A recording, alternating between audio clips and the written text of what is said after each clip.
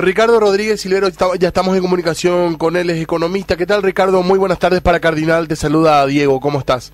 Muy buenas tardes, Diego.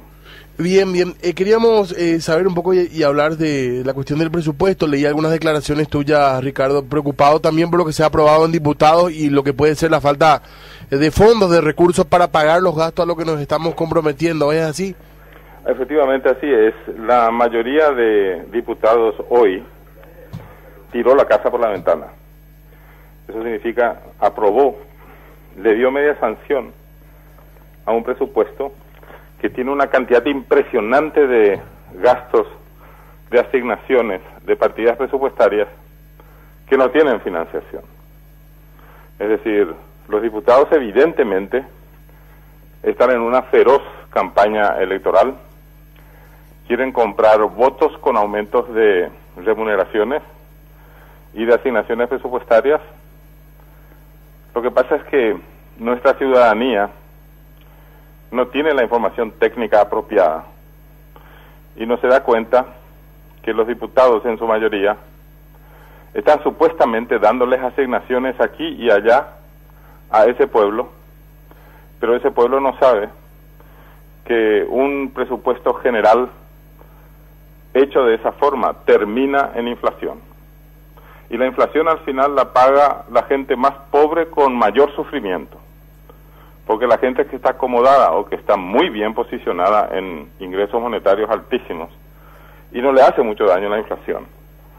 Pero a esa cantidad impresionante de gente que apenas consigue trabajo, que ya es afortunada por contar con un trabajo estable, para no hablar de los otros que no tienen ni siquiera esa fortuna de tener un trabajo estable y que están subempleados o que no tienen ningún trabajo, todos ellos van a tener que pagar más tarde o más temprano esa fiesta carnavalesca de repartir dinero a diestra y siniestra de la que ha dado muestra hoy la mayoría de los diputados. ¿Cuál es la información que se debería manejar cuando decís que hay una información que la gente no maneja, que no tiene acceso, para que podamos hacer clic, digo, en el sentido de incluso salir a protestar o salir a manifestarnos, Ricardo? Y cuando estamos gastando lo que no tenemos, alguien tiene que pagar igual eso, ¿verdad? Eso significa que se produce un agujero impresionante en el presupuesto público. No sabemos todavía cuánto va a ascender ese agujero, pero parece que el mejor escenario va a dejar un buraco de 200 millones de dólares. Y el peor de los escenarios puede llegar a 1.000 millones de dólares. Eso es muchísimo dinero. Entonces, el Ministerio de Hacienda no va a poder conseguir recursos suficientes para financiar eso. Va a tener que patear esos saldos rojos para el año siguiente y eso va a producir inflación. Y la inflación es el impuesto más injusto que hay porque se le cobra al ciudadano sin que el ciudadano tenga que rellenar declaraciones juradas en la Subsecretaría de Estado de Tributación, ni tenga que ir personalmente a pagar, ni tenga que enviarle a su contador a pagar, sino que le están sacando poder adquisitivo incluso mientras duerme. Porque la inflación no es otra cosa que la evaporación del poder de compra de los ciudadanos. ¿Esto ya fue mal hecho en el Ejecutivo, en Hacienda, crees, Ricardo, o es un problema del Congreso? No, el Poder Ejecutivo ya tuvo serias dificultades para aprobar un presupuesto de 52 billones de guaraníes. Eso es muchísimo, 52 millones de 52 billones, ¿verdad?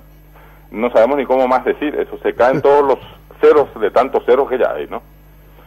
Bueno, esa cantidad impresionante de dinero que es el presupuesto general de la Nación, que ya tenía problemas con la propuesta del Poder Ejecutivo, la media sanción de diputados hoy en su mayoría ha aumentado aún más eso en 8 billones, que significa 8 millones de guaraníes. Es un presupuestazo, digamos, ¿no?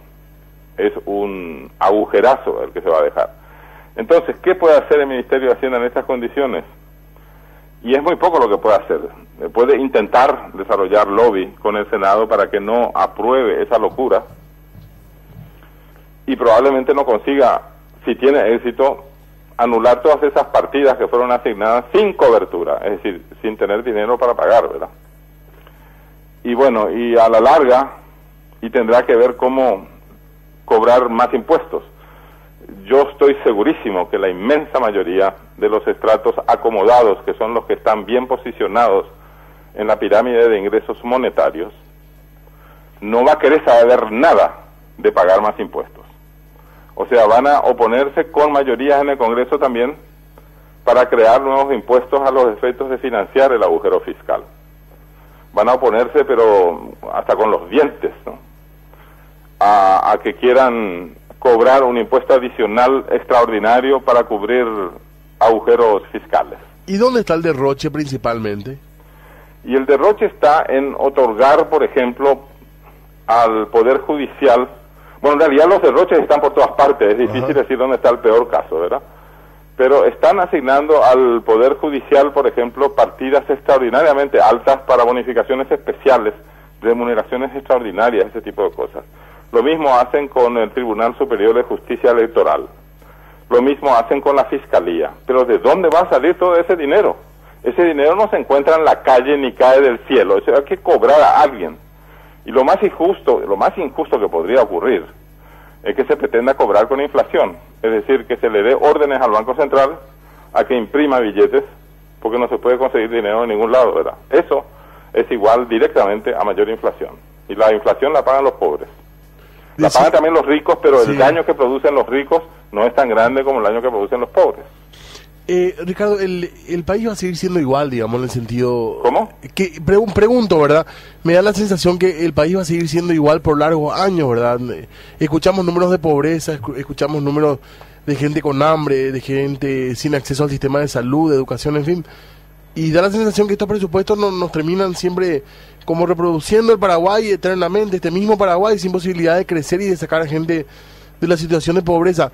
¿Es así? ¿Hay que patear el tablero? ¿Hay que buscar otro modelo? ¿Por qué no podemos salir de esto, digamos, pese a tanta bonanza que se han anunciado en distintos años? Y bueno, el problema principal está en que los así llamados representantes del pueblo, que son estos señores y señoras diputados y diputadas, realmente no están representando los intereses del pueblo. Eso es grave, ¿no? Es grave. Y bueno, empieza por el poder legislativo ya, que en una nación moderna, que Paraguay pretende ser, se rige por leyes y las leyes se sancionan en el poder legislativo. Eso continúa también con el poder judicial, que tiene todavía índices elevadísimos de corrupción. Hay expedientes que no se pueden mover en litigios si es que no se está pagando coimas. Bueno, sin una justicia pronta y barata y que haga honor a su nombre, es decir, que sea justa, yo no veo cómo podamos seguir adelante, ¿no? Y el Poder Ejecutivo hace lo que puede. Tampoco es un Superman en gestión pública, ¿verdad? Hay veces que el Poder Ejecutivo tiene determinadas dependencias públicas, suficiente presupuesto para avanzar, por ejemplo, el Ministerio de Obras Públicas y Comunicaciones. Pero resulta que no se puede avanzar lo suficiente porque no hay suficientes recursos humanos capacitados para eso. Es decir, cuando hay presupuesto no hay recursos humanos capacitados y en algunas ocasiones no hay ni siquiera gente capacitada, o sea, queda todo trancado. Es también un problema de gestión. Y sin embargo, a la mitad superior de la pirámide social le va bien. Yo diría que a la cúspide le va incluso muy bien. Entonces el problema está solamente en la mitad inferior de esa pirámide poblacional, que es la mayor parte, en la parte más ancha, más gruesa, ¿no? Recuerdo que en alguna ocasión decía, hablando aquí en otros medios también creo, que por lo menos había que contratar gente para abrir picadas, ¿verdad? O sea, invertir cuando menos en eso. Claro, hay que poner énfasis indudablemente en la creación de mano de obra o la creación de puestos de trabajo para mano de obra no calificada también. Porque resulta que las políticas públicas y el desarrollo espontáneo, es decir, ese que tiene lugar, aunque el Poder Ejecutivo o el Poder Legislativo bloqueen, el desarrollo espontáneo no crea puestos de trabajo para mano de obra que no tiene adiestramiento, a mano de obra inexperiente, es decir, que nunca trabajó o que no sabe hacer nada, ¿verdad? Y resulta que la parte más dura de la pobreza, la extrema pobreza, está conformada en gran parte por ciudadanos que literalmente no saben hacer nada, pero no por ser torpes ni idiotas, sino porque la sociedad nunca les ha dado la chance, ¿no? Pero resulta que hay puestos de trabajo que sí se pueden crear para ellos. Eso que decías, ¿verdad? Por ejemplo, para construir zanjas y cunetas o para abrir picadas en los bosques, no es necesario tener un bachillerato. Así mismo. o para poner cimiento para la construcción de una muralla, o para construir la misma muralla, tampoco. Eso es suficiente con que un maestro albañil esté ahí y esté enseñando a la gente a hacer eso. Y como Paraguay tiene la peor infraestructura y la menor cantidad de infraestructura en el Mercosur, y haríamos muy bien nosotros en poner mucho énfasis en inversiones públicas que desarrollen la infraestructura del país, demandando también mano de obra no calificada.